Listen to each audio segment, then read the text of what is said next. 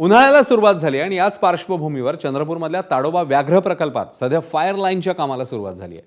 उन्हाळ्यामध्ये चंद्रपूर जिल्ह्याचं तापमान 45च्या घरात जातं. अशावेळी जंगलात आगी लागण्याचं मोठ्या प्रमाण पाहायला मिळतं.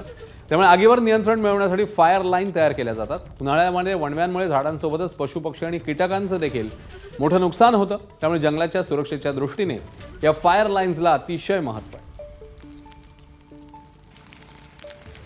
ताडोबा व्याघ्र प्रकल्पात वनवा व्यवस्थापन कशा प्रकारे केले जाते हे तुम्हाला दाखवण्याचा प्रयत्न करतो. सध्या आपण ताडोबा व्याघ्र प्रकल्पात आहे, ज्या ठिकाणी संपूर्ण ताडोबाचं जे जंगल आहे ते वेगवेगळ्या ब्लॉक्समध्ये डिवाइड केलं जातं आणि या ब्लॉक्सच्या संपूर्ण बाजूला अशी एक बाउंड्री तयार केली जाते आणि या बाउंड्रीमध्ये असलेलं जे पूर्ण गवत आहे, काडी कचरा आहे, झाडं आहे ते उन्हाळ्याच्या सुरुवातीला जाळले जातात.